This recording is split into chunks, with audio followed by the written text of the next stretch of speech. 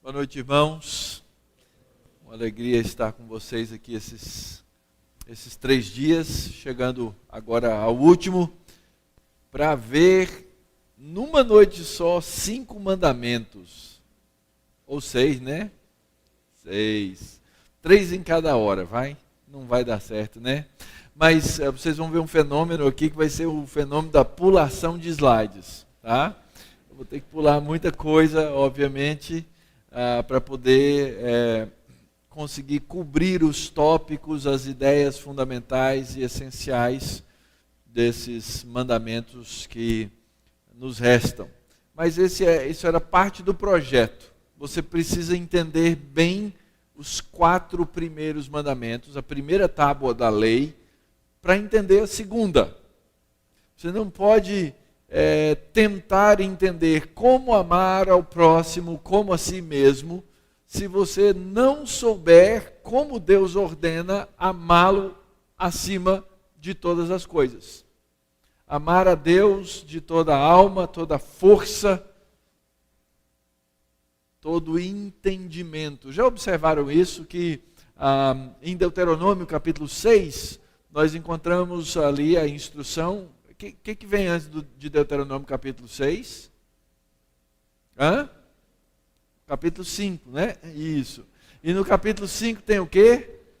Os 10 mandamentos. Então no capítulo 6, Moisés instrui o povo mais uma vez, depois de ter repetido a lei, Moisés instrui o povo a abraçar a lei de Deus, a viver da lei de Deus, a ensinar a lei de Deus para os filhos e os filhos dos filhos, porque isso seria o grande sucesso, a grande bênção de Deus sobre o povo. E é nesse texto de Deuteronômio 6 que nós encontramos Moisés instruindo o povo a amar, o povo a amar a Deus de toda a alma, força, com todo o coração e com todo o entendimento. Entendimento não está em Deuteronômio capítulo 6. Quem fala entendimento é o Senhor Jesus, quando é perguntado no Novo Testamento qual era o resumão da lei. E ele então acrescenta a palavra entendimento. Por quê? Porque agora o Senhor Jesus está vivendo no meio da cultura grega, e no meio da cultura grega agora é fundamental o conceito de mente. Na verdade, o que vai aparecer lá nos evangelhos é o Senhor Jesus usando a palavra amarás o Senhor teu Deus de toda a tua mente. A mente agora está engajada. Lá na cultura hebraica, o amor devia ser de todo o coração. E aqui fica a minha pergunta então para vocês. O que é que significa coração naquela cultura? Hoje em dia, o coração na nossa cultura, ele é o centro das nossas emoções. Dia dos namorados, tudo é coração. É caixa de bombom, é buquê em formato de coração, é tudo aquela melosidade, né? Sai açúcar para todo lado. Por quê? Porque o coração é o centro das nossas emoções. Na cultura hebraica é diferente. Eu gosto de contar essa historinha a respeito de Abraão. Abraão, a gente imagina às vezes que Abraão era muito antigo, né? A gente associa mais ou menos Abraão a Fred Flintstone, lembra? Não é? Como se ele fosse da idade da pedra. Mas não era não. Quando Abraão saiu de Ur dos Caldeus, ele deixou a sua casa, e as casas em Ur dos Caldeus tinham 2 andares com água corrente e latrina. Ok? Não tem nada de idade da pedra. Mas para contar piada, a gente vai para a idade da pedra. Então você imagina que Abraão, na idade da pedra, não é, foi escrever um bilhetinho de Dia dos Namorados para quem? Para Sara, é lógico. Não é? E aí ele pegou o cinzel, a pedra, e foi escrever, querida Sara e tal, e foi fazendo a sua declaração de amor e tudo, e no fim ele termina assim: Sara, eu quero que você saiba que eu te amo profundamente. Eu te amo com o meu esôfago, com os 2 rins, com o fígado, com o intestino grosso e delgado. Por que isso? Porque na cultura hebraica, as entranhas são a origem das nossas emoções. O coração do homem é aquilo que ele é. Por isso a Escritura diz que eu devo amar a Deus de todo o meu coração. Não significa amar a Deus só com as minhas emoções. Significa amar a Deus de maneira integral, completa, plena. Lembra lá do livro de Provérbios? Se alguma coisa você tem que guardar, o que é? Porque dele procedem as fontes da vida. Eu sou o coração. Então agora você imagina, capítulo 6 de Deuteronômio, depois dos 10 mandamentos, Moisés dizendo: amarás, pois, o Senhor teu Deus de todo o teu coração. Você precisa amar a Deus com tudo aquilo o que você é. Integralmente amar a Deus, completamente amar a Deus. Por isso, mais adiante no capítulo 6 de Deuteronômio, o texto vai dizer assim: essas palavras que hoje te digo estarão no teu coração, e dela, e ensinarás ou inculcarás aos teus filhos, e delas falarás, assentado na tua casa, ao andar pelo caminho, e assim por diante. Ora, por que eu estou começando com essa introdução aqui? Porque o quinto mandamento tem muito a ver com esse conceito. O quinto mandamento diz: honra teu pai e tua mãe, como o Senhor Jeová teu Deus te ordenou, para que se prolonguem os teus dias e para que te vá bem na terra que o Senhor Jeová teu Deus te dá. No primeiro dia eu falei para vocês a respeito da metanarrativa do casamento. Os 10 mandamentos são o quê? Um contrato de casamento. Deus está dizendo como a noiva, que é a igreja, no caso Israel, que é a igreja no Antigo Testamento, deveria, em primeiro lugar, amar o noivo.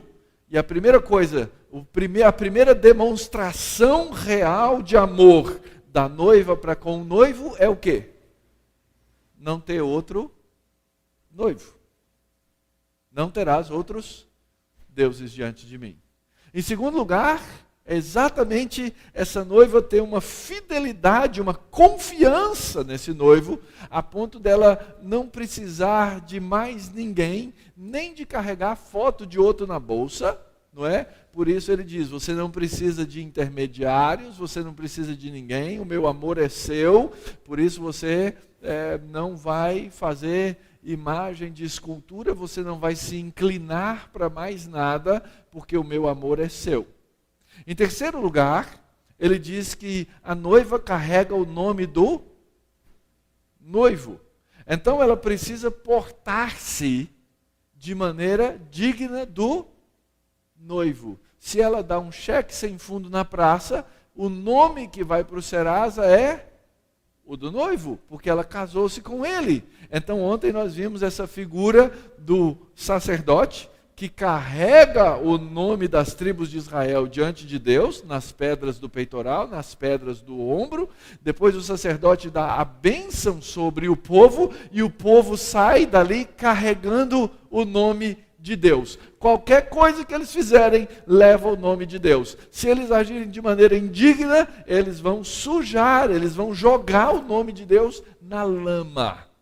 E assim, então, Deus nos ensina que nós precisamos honrar a exclusividade do seu nome, desse noivo amado.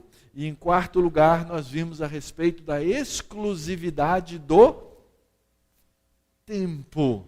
A santidade no uso do tempo. E eu tentei deixar claro para vocês que não é uma questão de legalismo, e se alguém criar regras para você a respeito de como você deve guardar o dia do Senhor, está fazendo um desserviço à vida do povo de Deus. Eu tenho que fazer aquilo que a Escritura me ensina, e o que o Espírito da lei de Deus é que eu sou chamado a guardar tempo de exclusividade para o Senhor. É a nutrição, é a hora, é o momento de nutrir o amor entre o noivo e a noiva. Por isso que nós separamos um tempo. É por isso que Deus nos chama a separar um dia entre 7 dias para dedicação ao amor. Então esquece das outras coisas, esquece dos afazeres, esquece das complexidades, cessa o seu trabalho e volta o seu coração, volta a sua vida para o noivo. E você vai ver que isso vai te dar um momento, um tempo de deleite. É isso que Isaías lembra, olha, tenha um tempo deleitoso na presença do Senhor. Se o povo de Deus, se a igreja de Jesus Cristo entendesse esse deleite, os pastores não precisavam ficar brigando com os crentes para eles irem na igreja no domingo. Eles iam entender, eles iam antecipar, eles iam falar, opa, está chegando o domingo, eu vou me reunir com o povo de Deus, eu vou ouvir a palavra de Deus, eu vou glorificar o nome do noivo, vai ser bom demais, eu quero ir lá. Mas os crentes muitas vezes não entendem isso, e aí a gente fica naquela guerrinha, cadê você? Por que não veio? E assim por diante, e o deleite se vai. E aqui então agora nós chegamos na segunda tábua da lei. Lembra que eu falei lá no primeiro dia? Moisés desceu com as 2 cópias, escritas frente e verso, ok? Do contrato de casamento, e na segunda parte é a maneira como a noiva se relaciona com os demais. A primeira parte, a primeira tábua é como eu amo ao noivo sobre todas as coisas. A segunda parte é como eu me relaciono, como a noiva se relaciona com o mundo de maneira a amar a si mesma e amar ao próximo como a si mesma. Então, nessa segunda tábua da lei, nós aprendemos que temos que amar o próximo como a nós mesmos. Esse texto de Paulo em Romanos, no capítulo 13, ele fala o seguinte: a ninguém fiqueis devendo coisa alguma, exceto o amor. Olha só como é que Paulo vai ensinar que eu não deixo, ou que eu fico sem dever amor para com os outros. Presta atenção, exceto o amor com que vos ameis uns aos outros. Pois quem ama o próximo faz o quê? Cumpre a lei. Quem ama o próximo conhece o 5º, o 6º, o 7º, o 8º, o 9º e o 10º mandamento e aplica. E ele vai citar logo depois o quê? No verso 9, os mandamentos. Surpresa, né? Paulo tinha ou não tinha uma mente voltada à lei de Deus? Ele fala, como é que você ama o próximo? Como é que você não fica devendo amor ao próximo? Você não adultera, você não mata, você não furta, você não cobiça. E se tiver qualquer outro mandamento? Tudo está resumido nessa palavra: amarás o teu próximo como a ti mesmo. É assim que funciona, gente. Então, começando do 5º mandamento, que inicia a segunda tábua da lei, que trata das obrigações que Deus nos dá com relação ao nosso próximo, nós vamos aprender como a noiva deve se relacionar com os outros. E logo o primeiro desses mandamentos vai falar do primeiro amor que nós temos. Qual é? Nossa família, nossa casa, nosso próximo que está mais próximo de nós. Catecismo de Heidelberg, o que Deus requer de nós no 5º mandamento? Que eu tribute honra, amor, fidelidade ao meu pai, à minha mãe e a todos os que foram colocados em autoridade sobre mim. Que eu me submeta com respeitosa obediência a toda cuidadosa instrução e disciplina deles. E que também suporte com paciência as suas falhas, pois que é da vontade de Deus governar-nos pelas mãos deles. Nada mais justo do que obedecer ao 5º mandamento, honrar autoridades. Então, depois de examinar as nossas obrigações para com Deus, nós somos chamados a examinar as nossas obrigações para com o próximo. próximo, eu devo tributar honra, amor e fidelidade para com as autoridades. Mas por que eu tenho que fazer isso, pastor? Eu tenho um professor lá que eu não gosto, tem um presbítero que eu detesto, tem um político que eu odeio, dá até para entender, e assim por diante. Por que eu tenho que prestar honra à autoridade? Ora, essa honra a qual nós somos chamados a prestar, ela deve ser resultado do nosso respeito pela dignidade e pelo valor de Deus, o nosso Pai celestial. E quando nós aprendemos a honrar o nome de Deus, nós aprendemos a honrar as autoridades e a nos submeter às autoridades que estão sobre nós. E qual é a primeira autoridade que Deus coloca sobre a nossa vida? Os nossos pais. Eu contei para vocês a historinha anteontem ou ontem sobre o seminarista, né? O seminarista quer casar, essa será a escolhida. Meu conselho para ele: vai na casa da moça, vê como a moça trata os pais. Porque a maneira como ela trata os pais, a maneira como ela trata as autoridades da igreja, a maneira como ela trata as pessoas à volta dela, como autoridade ou não, provavelmente vai ser a maneira como ela vai também tratar a você como marido. É muito natural. É muito natural. Eu me lembro uma vez, eu fiz um trato com a minha esposa, lá atrás, quando os nossos meninos eram bem pequeninhos. Eu falei para ela: querida, nós vamos nos esforçar a nossa vida o máximo que pudermos, para que nossos filhos nunca ouçam da nossa boca uma palavra negativa sobre qualquer líder da igreja. Foi um trato que nós fizemos e nós cumprimos. Eu me lembro quando meu filho devia estar lá com uns 8, 9, 10 anos, eu não lembro exatamente a idade. Eu e minha esposa íamos viajar, não sei se era um acampamento, alguma coisa, e ele tinha um jogo de futebol lá dos adolescentes da igreja, que ele queria participar, animado. Então a gente fez um trato dele ficar, e ele ia ficar na casa de um dos outros pastores da igreja. E chegou a sexta-noite, hora de ir, aquele menino estava agoniado. Pai, vamos. Pai, filho, por que você está tão assim, para ir? O que foi? Pai, hoje eu vou dormir na casa do pastor. Eu virei para ele e falei assim: filho, você dorme na casa do pastor todo dia. Mas ele via no colega pastor uma figura de autoridade sobre a vida dele. Agora imagina que nós chegamos em casa com os nossos filhos, e aí a gente senta para almoçar no domingo e fala assim: que aulinha mequetrefe daquele presbítero, hein? E aquele diácono, hein? Pensa só, nossa, a mulher do pastor hoje, hein? Uxa, o filho do pastor. A gente destrói toda a autoridade espiritual sobre a vida dos nossos filhos, e aí a gente quer que eles cheguem na adolescência e digam assim: eu quero ir para a igreja. Hipócrita! Somos nós os culpados. Nós destruímos as bases da autoridade na igreja, nós destruímos as bases da autoridade na cultura. A gente olha para o guarda e fala assim: isso aí só presta para ser subornado, isso só presta para dar multa. A gente só fala coisa negativa sobre a autoridade, e a gente quer que os nossos filhos respeitem a autoridade.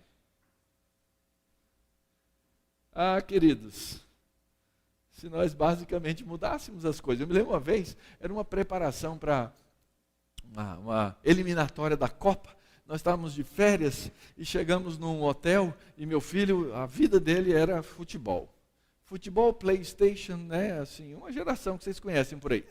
E ele estava animado: pai, a gente tem que chegar logo para assistir o jogo lá, porque é a eliminatória Brasil e não sei quem. E aí a gente chegou no hotel, entrou e tal, ele já foi ligando a televisão, ligou, passa 3, 4 minutos, ele começa lá: juiz ladrão, não segurou.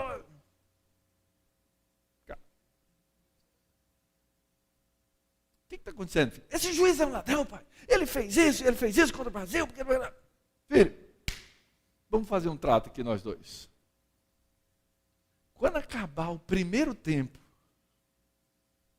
Se esse juiz de fato agir vez após vez contra o Brasil, e for notório e claro e óbvio que ele está roubando, aí você até pode dizer, olha, esse juiz está roubando. Mas você imagina que ele tem que prestar atenção em tudo, olhar tudo, ele pode errar, ele pode fazer muitas coisas. Então, faz o seguinte, não chama o juiz de ladrão em 5 minutos de jogo. Mas é isso que a gente faz, não é? A primeira autoridade que precisa ser respeitada dentro de campo é o juiz. A professora na sala de aula, eu lido com educação há anos. Quantas vezes pais irados entram na escola xingando, esbravejando, espumando o canto da boca. Por que vocês isso? Por que vocês aquilo? Por que essa escola aquilo? Falo, pai, vamos lá na secretaria tirar o seu filho agora dessa escola. Porque a gente é tão irresponsável que você é louco de deixar seu filho aqui, né? Nós destruímos a autoridade da escola, do coordenador, do professor, do diretor.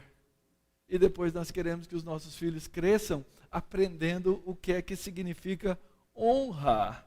Eles não saberão o que é honrar. Sabe por quê, queridos?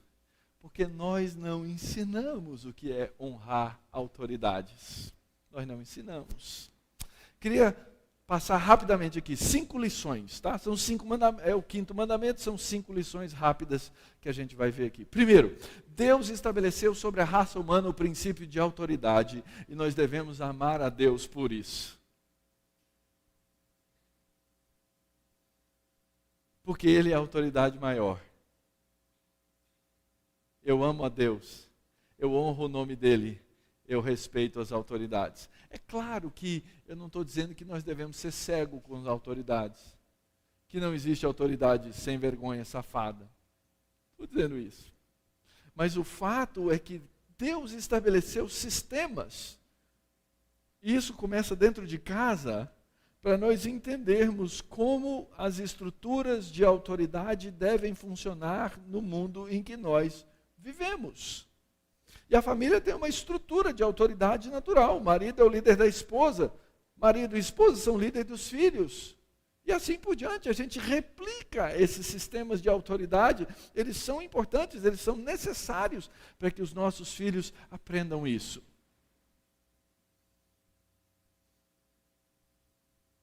A Escritura é muito clara ao falar a respeito dessas coisas com relação aos nossos pastores.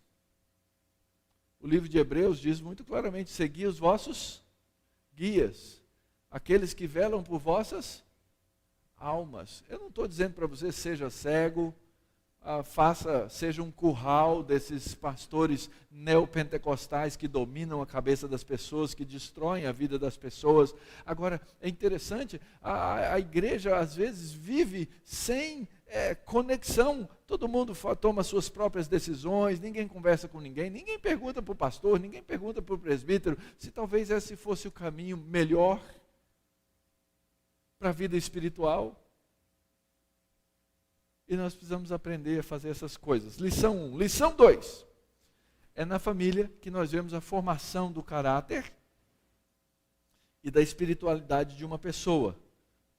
Finalmente de uma igreja e finalmente de uma nação. Vou falar para vocês, nós temos o governo que nós merecemos, queridos. Não se iludam. A gente xinga os políticos, mas nós temos o governo que nós merecemos. E numa microescala, a gente faz dentro da nossa casa aquilo que os nossos governantes fazem na capital da República. Nós somos incoerentes, nós somos inconsistentes, nós insistimos em não manter a linha das coisas.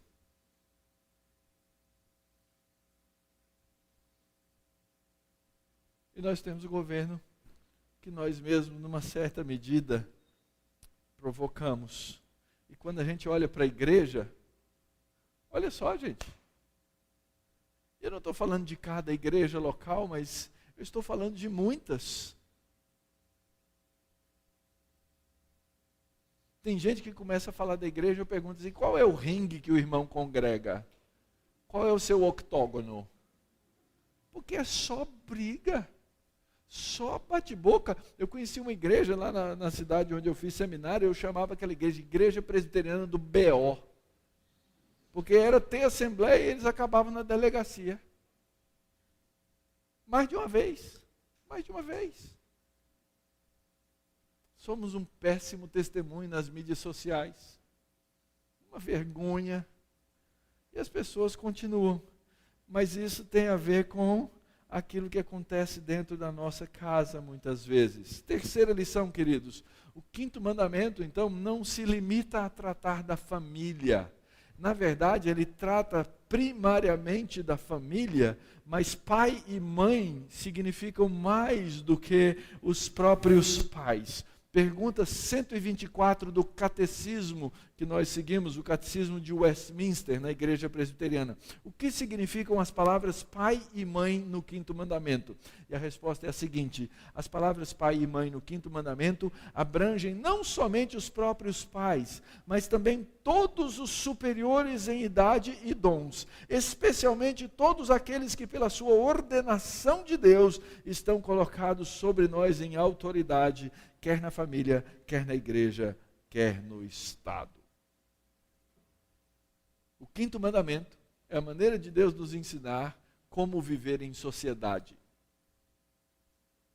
Como desenvolver uma cultura que aprende a respeitar a autoridade. E a cultura que aprende a respeitar a autoridade, aprende a respeitar a lei estabelecida pela autoridade. E é isso que nos dá o quê? Ordem.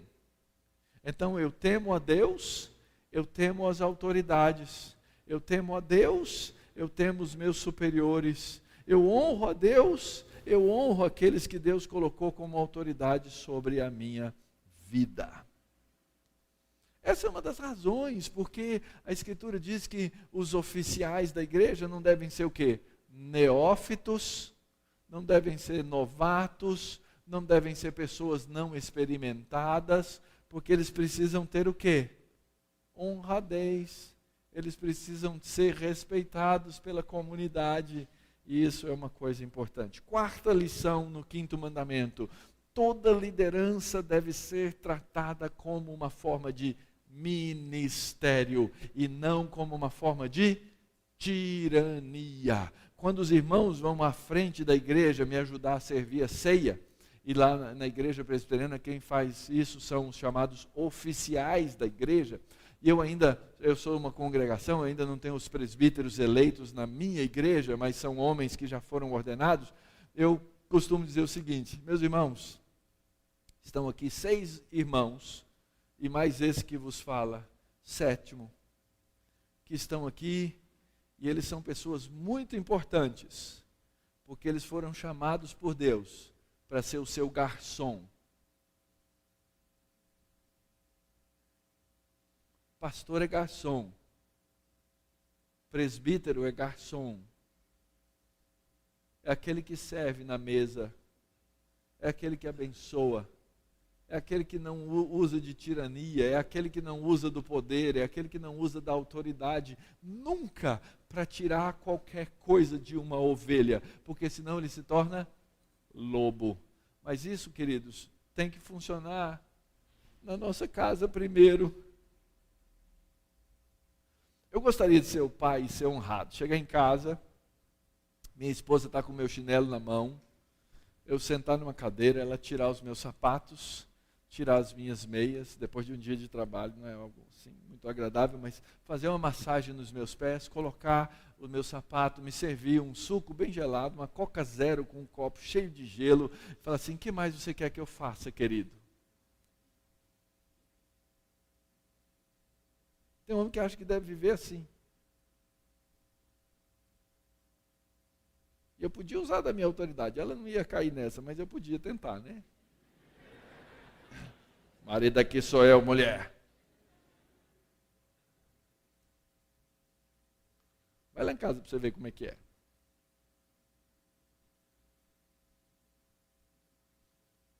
Nós temos que servir. Nós temos que servir nossos filhos. nós temos que servir nossa esposa.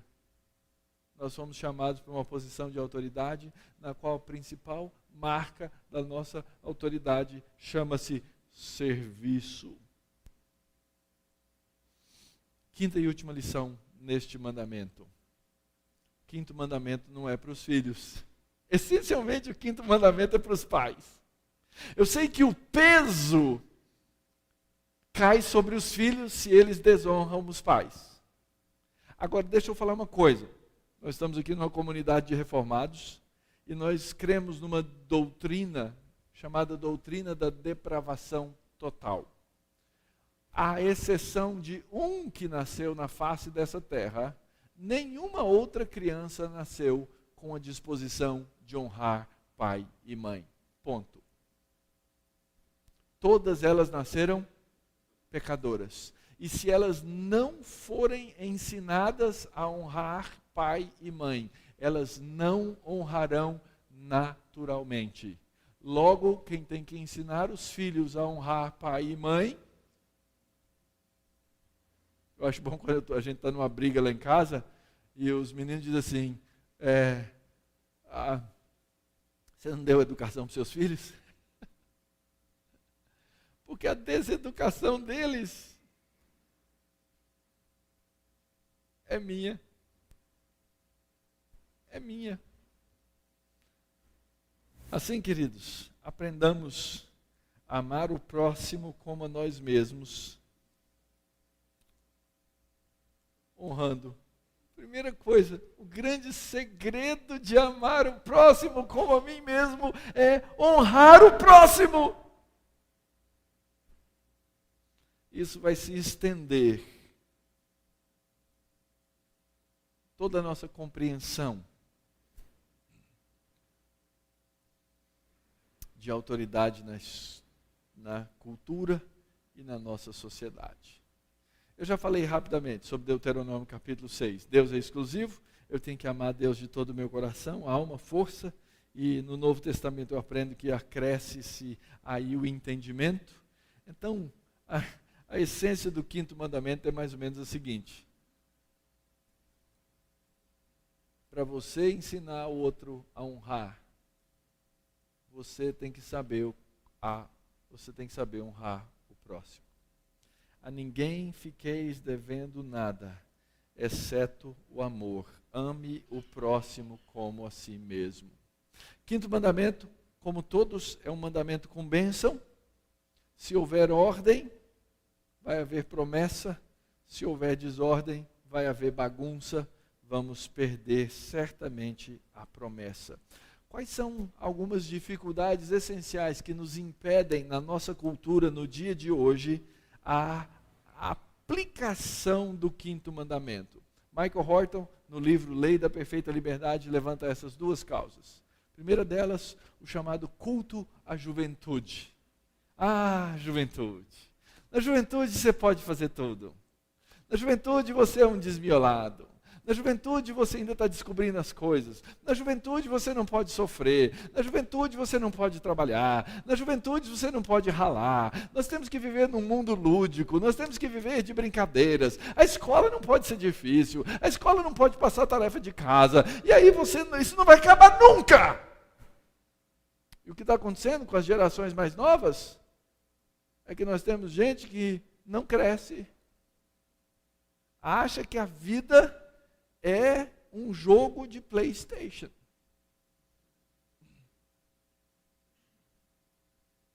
Acha que a vida é uma brincadeira. Acham que podem ser crianças por toda a vida. Porque a nossa cultura passou a cultuar a juventude. Tudo tem que ser novo, tudo tem que ser moderno, tudo tem que ser jovem. E nós temos um desprezo profundo pela sabedoria e um desprezo profundo pela idade. A lei de Deus ensina que nós precisamos aprender a respeitar pai, mãe e os cabelos brancos. Levítico 19 diz assim: te levantarás e honrarás a presença do ancião e temerás a Deus. Quem respeita o ancião, teme a Deus. Quem não respeita o ancião, desonra a Deus. Simples assim. E esse culto à modernidade, não é? É interessante, eu fico olhando para a igreja. Eu fui para o seminário na década de 80. Eu sou novinho, tá? Mas eu fui para o seminário na década de 80. Fui ser pastor de uma congregação logo no começo, como seminarista, que é assim que a gente faz, para aprender, né? Dando uma bela de uma ralada. E aí eu comecei a ver nas igrejas em volta. Na minha igreja tinha lá os hinos e tal, etc., um cântico ali. Mas eu vi numas igrejas lá que o pessoal tinha um grupinho que ia para lá. E tinha um violão, alguns tinham uma guitarra e tal. E tinha um tal de um grupo de louvor. Teve outra, né? Peguei meu violão, montei um grupo, falei, vamos lá. Década de 80, tá? A geração que nasceu depois da década de 80... chega numa igreja que não tem grupo de louvor, fala assim, heresia. Porque desde o tempo do Novo Testamento, Jesus estabeleceu os grupos de louvor, chamava de grupo de levita. Devia ser assim, porque está na moda, não está? A gente não olha para a história, a gente não olha para o passado. Até a década de 80 não tinha grupo de louvor. Hoje você chega numa igreja que não tem grupo de louvor, você fala assim, está fora da tradição cristã. Mas até 1980 não tinha grupo de louvor em igreja. Se você for lá na minha hoje, também não tem. Algumas pessoas falam assim, eu não tenho aquele grupo. Não, não tem não. Por quê, pastor? Assim, porque eu estou voltando à tradição antiga da igreja. Não, o senhor está sendo um herege. Como assim? Como assim? E aí a gente tem esse culto à modernidade, porque a gente acha que moderno é tudo aquilo que a minha geração criou, inventou, que é bom e é melhor do que as outras. Cuidado, queridos, cuidado. Muito bem, o que vamos fazer? Aprendam a honrar aqueles que Deus constitui por autoridade. Como é que você honra? Você ama, você ora, você abençoa, você instrui, você aconselha, você admoesta, você ouve essas coisas. Aqueles que são autoridade vivem como exemplo, porque é a única maneira de promover a autoridade. E assim nós vamos aprender a amar o próximo como a nós mesmos, honrando ao próximo. Ok? Então essa é a primeira maneira que Deus me ensina de amar o próximo como a mim mesmo. Vamos para a segunda, senão a gente não acaba hoje. Sexto mandamento. Esse talvez um dos mais controversos. Pastor, quanto tempo eu tenho ainda nesse período? 20 minutos? Covardia, hein? Fala sério. Muito bem. O sexto mandamento diz assim, não assassinarás. A nossa tradução está errada. Pastor, o senhor está desautorizando a Bíblia, que é a palavra de Deus. Não, eu estou dizendo que a tradução está errada. Infelizmente. O que o texto diz é que não se deve cometer assassinato. O que é que Deus requer de nós no sexto mandamento? Deus requer de nós no sexto mandamento o verdadeiro valor à vida humana. Algo que é profundamente desrespeitado na nossa cultura e na nossa geração. Veja-se aborto, veja-se eutanásia, veja-se o descaso com os idosos que são largados para morrer. Muitas culturas hoje são baseadas ou são culturas da morte. Quando nós compramos essa ideia, esse conceito de que nós somos mero fruto de um processo de evolução de espécies, nós já abraçamos a cultura da morte. Sabe por quê? Porque a filosofia que acaba crescendo, nascendo e crescendo do darwinismo, ela é uma cultura de morte. Porque a sobrevivência de um depende da morte do outro. Aliás, o que está na essência do conceito de evolução das espécies é o chamado a sobrevivência do mais apto. E se ser mais apto significa pisar na cabeça do outro para que eu sobreviva, não tem problema nenhum. Então, se nós temos um problema de superpopulação, não tem problema matar e abortar. Nós vivemos num contexto de genocídios, num contexto de violência, num contexto de violência urbana, num contexto de violência nas escolas, num contexto de sequestro com morte, vida por dinheiro e assim por diante. É uma cultura de morte. Eu já vi os irmãos aqui que me levam lá para o hotel e tal, etc. Cuidado com o celular, cuidado com o telefone. As pessoas têm medo, porque é uma cultura de violência. O que cria essa cultura de violência no nosso meio? Uma falta de compreensão, uma falta de entendimento da lei de Deus e do valor da vida. E esse mandamento, não assassinarás, ele nos fala do valor da vida. Então, 3 pontos aqui de abordagem para entender o valor. Primeiro, a tradução correta do texto. Não assassinarás. Segundo, por que que a Escritura proíbe o assassinato? Baseado em que Deus dá valor à vida. E terceiro, se existe uma distinção entre assassinato e outras formas de matar. Existe isso? Será que eu posso contemplar isso? Muito bem, tradução correta. Não assassinarás. 42 vezes esse verbo aparece no Antigo Testamento. Em todas as vezes que ele aparece no contexto de assassinato. Assassinar outra pessoa, ok? Portanto, o que o texto proíbe é alguém tirar a vida do outro de maneira intencional, com o fim de ter vingança, com o fim de ter lucro, com o fim de ter vantagem. É eu matar o outro para ganhar alguma coisa. Então, o mandamento tem que sempre ser usado dentro desse contexto. Deus proíbe o assassinato. Por que a Escritura proíbe o assassinato? Primeiro, porque nós fomos criados à imagem e semelhança do Criador.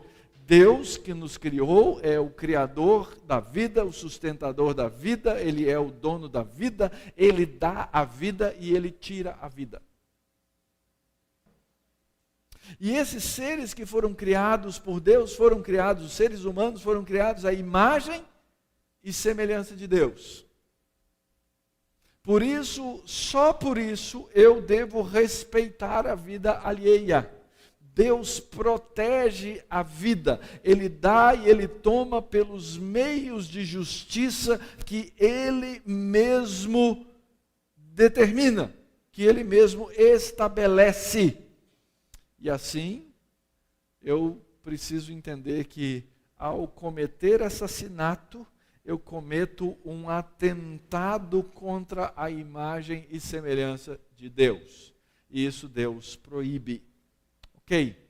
E assassinato e morte? Ora, como é que alguém morre? Quando alguém morre, pode morrer de morte natural. Envelheceu, chegou num ponto, seus órgãos não funcionam mais e ele cessa a vida física. Ok? Segunda coisa, morte acidental. Um acidente, levou uma queda, sofreu um acidente de carro, alguma coisa levou a uma morte, um erro médico, levou a uma morte que foi, aí fica no meio, né? Será que foi acidente? Será que foi negligência? Aí a justiça vai trabalhar. E a terceira forma de morte é o homicídio. O homicídio sempre, desde a época da Bíblia, ele foi classificado de 2 maneiras. O homicídio culposo, em que uma pessoa tem culpa porque a outra morreu, por exemplo, o caso de uma negligência médica, ok? Ou um homicídio doloso, onde houve a intenção de matar. Onde houve intenção de matar. Muito bem. Em Gênesis capítulo 6, lembra-se, nós estamos aí no final da história de Noé, tá? Deus estabelece uma regra. Ele diz assim: quem derramar o sangue do homem, pelo homem o seu sangue será derramado, porque Deus fez o homem conforme a sua imagem. E nós costumamos dizer que aqui nesse ponto, Deus estabelece o que nós chamamos de pena capital. Pena capital. É a morte como troca pelo causar da morte do outro. Da onde vem isso? Isso vem de uma lei muito antiga, que nós conhecemos como lei de Talião, que aparece em códigos. A gente costuma dizer que no código de Hammurabi, que é lá de 1800, 1900 a.C., já tinha essa lei. Códigos anteriores a Hammurabi já tinham essa lei, que é a famosa lei do tal e qual. Por isso que ela é chamada de Talião, tal e qual. Que diz o seguinte: olho por olho, dente por dente e vida por... Essa lei vale até hoje, gente? Hã? Vale ou não vale? Vale. Por que ela vale? Se você pegar todo o Código Civil moderno do Brasil e de outras nações, conversar com advogado. Quem é advogado aqui? Levanta a mão. Eita, o medo. Ó. É, só um, hein? Ninguém vai te jogar pedra, fica calmo, fica tranquilo, irmão. Não é? Nem vou fazer uma pergunta. Mas é só para ele confirmar se eu errar, tá? Todo o Código Civil moderno, ele diz o seguinte: a pena por um crime tem que ser proporcional ao crime que foi cometido. Por isso, se o problema foi o olho, é olho por olho, dente por dente, vida por vida. Da onde veio isso? Lembra da historinha, bem no começo da escritura, a história de um cara chamado Lameque, capítulo 4 de Gênesis, filho de Caim, que era alguém de uma marca. Lembra? Lembra o que ele chegou em casa? Ele era nordestino, cearense, repentista, tá? Cabra macho, chegou em casa, não é? Com o chapeuzinho dele, tal, com, como é que é essa viola, não é? De repente é viola, que repentista usa, né? E chegou em casa falando: ô, escuta, mulher, ouve aí. Eu sou meio ruim, eu estou mais para rap, né, do que... Mas ele chegou em casa dizendo assim: um menino pisou no meu pé e eu matei. Sou cabra macho. Ninguém pisa no meu pé por aí assim, não, eu mato mesmo.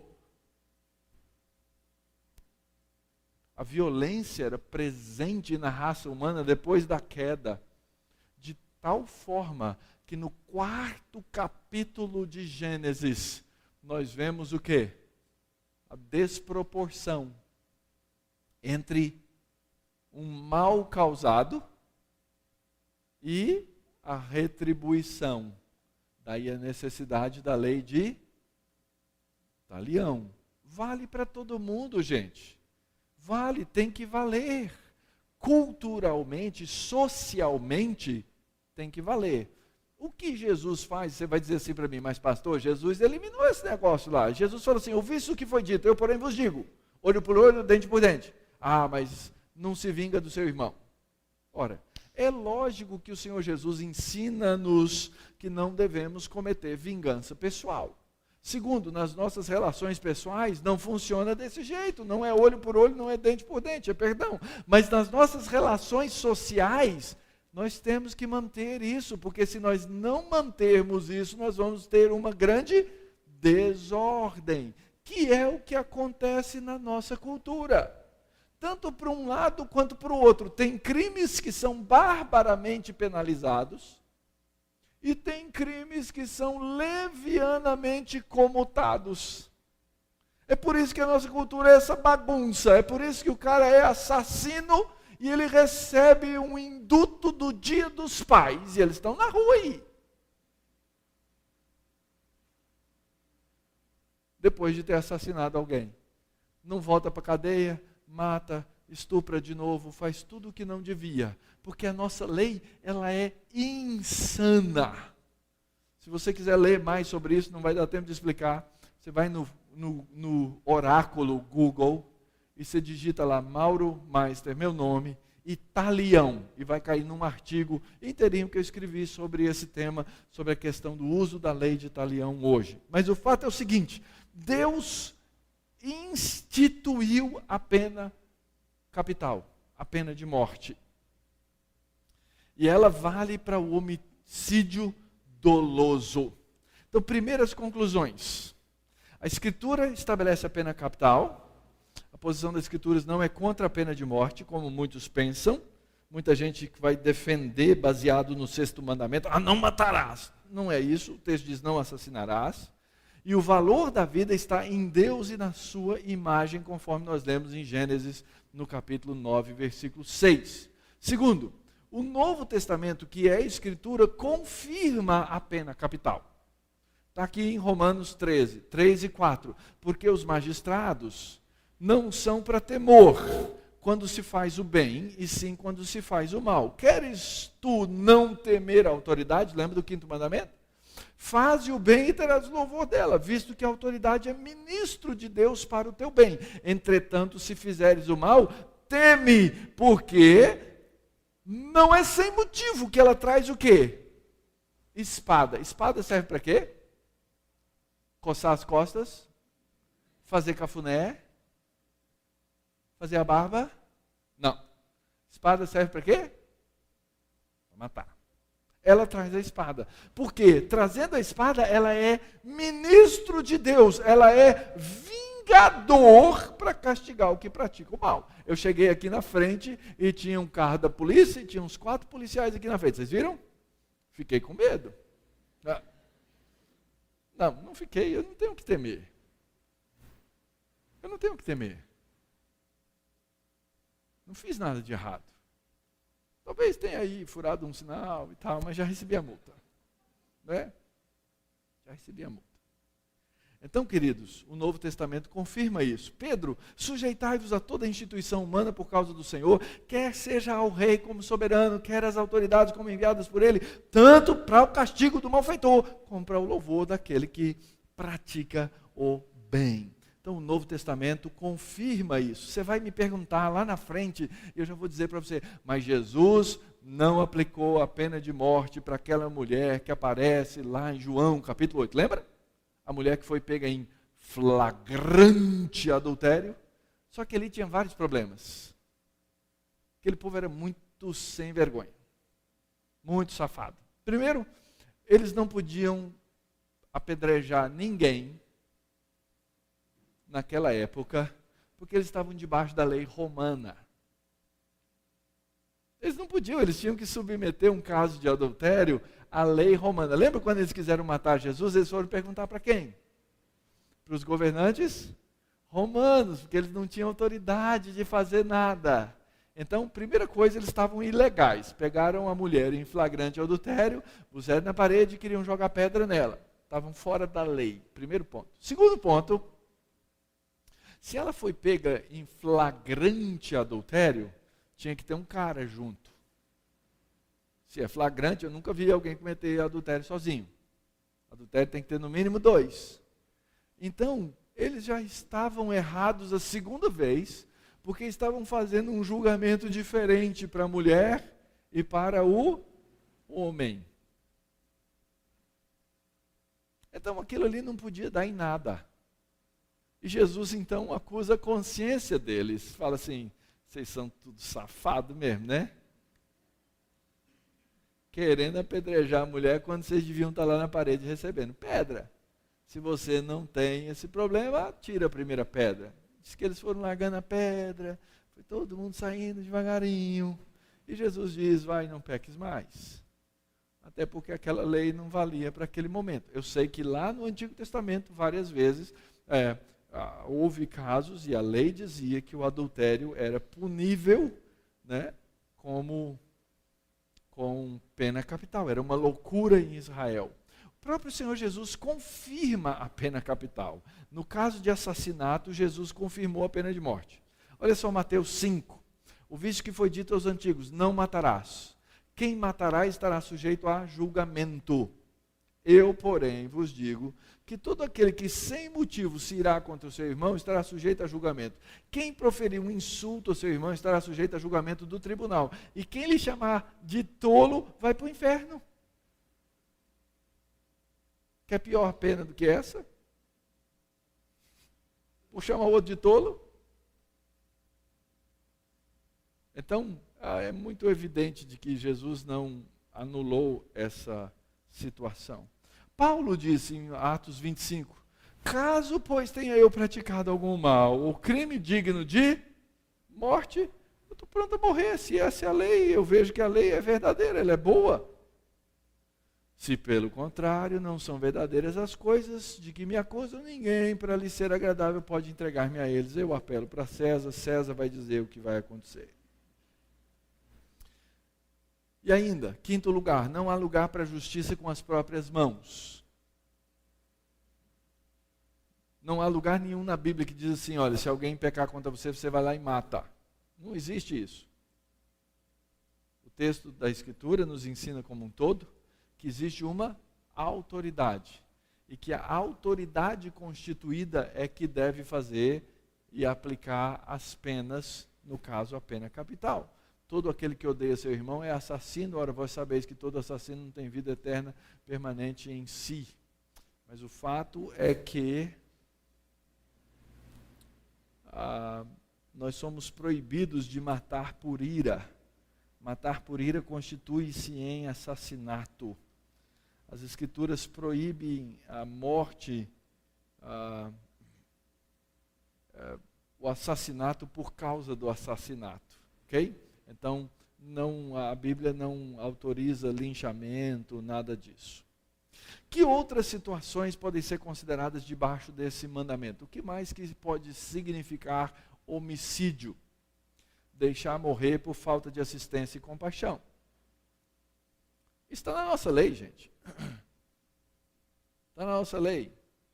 Acontece um acidente, você está envolvido no acidente, você sai da cena do acidente, você deixa morrer, você é culpado dele. Segundo, deixar de usar os recursos que Deus nos colocou às mãos para preservar a vida. Nós vimos recentemente o caso daquele bebê na Inglaterra, comoveu o mundo, não foi?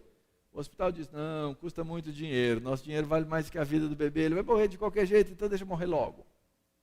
Exatamente esse caso. Terceiro, o próprio suicídio. Ora, tirar a própria vida é pecado. E nós tivemos uma grande controvérsia, né? Alguns aí recentemente dizendo que o suicídio é pecado imperdoável, que quem comete suicídio vai para o inferno. Quanta bobagem um negócio desse, né? Quanta bobagem. Um dos meus pastores, um homem temente a Deus, suicidou-se. Um expositor da Bíblia. E eu almejo o dia em que eu vou chegar no céu e conversar com o meu irmão Tim. Porque eu tenho certeza que na fé dele, o Senhor o salvou apesar daquele momento de desespero pelo qual ele passou. Eutanásia, boa morte, provocar a morte por misericórdia, chegar um tempo em que não mais saberemos distinguir uma coisa da outra, né? Esse negócio da eutanásia é um negócio que cresce profundamente no nosso meio, em vários países. Se o cara quer morrer, vamos ajudar ele a morrer. É o suicídio assistido. E por último, o próprio assassinato oculto. Esse é aquele que a gente faz nas costas do irmão. Que a gente assassina com a língua. Que assassina o caráter do outro. Que a gente destrói a vida do outro por aquilo que fala. Muito bem. Como é que esse mandamento nos ensina a respeito da vida? Primeiro, nós temos que ser cuidadosos, a ter cuidados legítimos para com a vida nossa e do próximo, todos os sentidos. É interessante, né? Eu cresci numa época em que não se usava cinto de segurança, ok? Ninguém usava cinto de segurança, não tinha cinto de segurança. E depois foi instituída a lei, colocou-se o cinto de segurança e agora toda essa geração usa cinto de segurança, certo? Todo mundo usa cinto de segurança no carro, não é? Às vezes eu vou para alguns países viajar e lá é o Brasil 25, 30 anos atrás. Ninguém usa cinto de segurança. Me dá um medo, mas me dá um medo. Olha, eu dirigi até meus 20 e tantos anos sem usar cinto de segurança. Mas hoje eu sei que eu posso ter cuidado legítimo para com a vida. Uma coisa simples, usar o cinto de segurança. Não usar o telefone no volante. Né? Uma das grandes causas de morte nos Estados Unidos hoje não é falar ao telefone, mas é escrever ao telefone enquanto se dirige. É um problema sério. Então nós precisamos lembrar de ter cuidados legítimos, ter paciência com os outros, né? Porque tem hora que dá vontade de matar mesmo. Não dá. Né? Tem hora que eu oro e falo assim, Senhor, não me dá força, me dá paciência, porque se der força, não é? Eu vou usar. Uso sóbrio dos meios que Deus nos deu para a vida, o uso de medicação, o uso de remédio, o lazer, o sonho. Eu fiz uma viagem agora de férias e fui fazer parasailing, aquela coisa atrás, né, do barco, você fica pendurado ali naquele negócio. Eu sentei com meu filho, o barco começou a andar, a gente começou a subir, aquele negócio era mais alto do que eu imaginava. Depois é que eu fui perguntar para o cara, ele falou, não, são só 100 metros de corda. E eu olhava para aquela cordinha ali e falava assim, gente, a minha vida está nessa corda. Isso é acreditar na soberania de Deus, pastor, viu? Não é? Bom, eu espero que o cara tivesse preparado tudo para ter segurança, mas nós precisamos fazer uso dos meios para preservar a vida. Segurança, fazer bom uso de medicação, da forma como a gente trabalha, do nosso lazer, do nosso sono, a comida e a bebida que bebemos. Mas tem também que nós temos que nutrir o desejo de reconciliação, porque a causa das guerras, causa da morte, causa da divisão, é esse desejo que nós desenvolvemos de pagar o mal com o mal e não o mal com o bem, de não perdoar, de nutrir mágoas para com o próximo. Sim, irmãos. Qual o propósito de Deus com esse mandamento? O que é que cabe a nós fazer diante dessa palavra? Eu creio que Deus quer que nós saibamos preservar a vida na nossa sociedade, evitar todo cultivo de violência na cultura,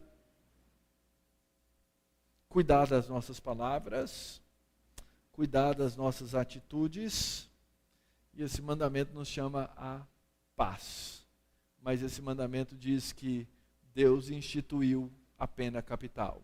E eu acredito que aquilo que Deus instituiu é mais sério, mais certo do que o magistrado, do que o juiz, do que os governantes.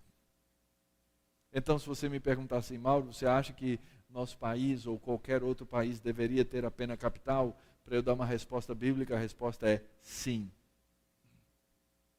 Aliás, você já ouviu falar de cadeia na Bíblia? Você viu em alguma lei de Moisés cadeia? Não existe. Tinha cadeia de egípcio, tinha cadeia de romano, tinha cadeia de todo tipo. Na lei de Deus não tem cadeia. Essa ideia de você tirar da sociedade, recluir, colocar alguém recluso, para depois restituir, não existe. É por isso que a gente tem um sistema tão tolo, tão torto, tão defasado. Então, debaixo da graça, nós honramos a Jesus com a vida. Eu não quero ser... A pior coisa que eu gostaria de ser é ser conhecido como alguém que é defensor da pena de morte. Essa não é a minha cara. Mas eu sou a favor da pena de morte. Eu não vou fazer isso uma batalha e a minha cara. Mas é fato que a Escritura ensina que nós devemos viver abundantemente aplicando a lei de Deus.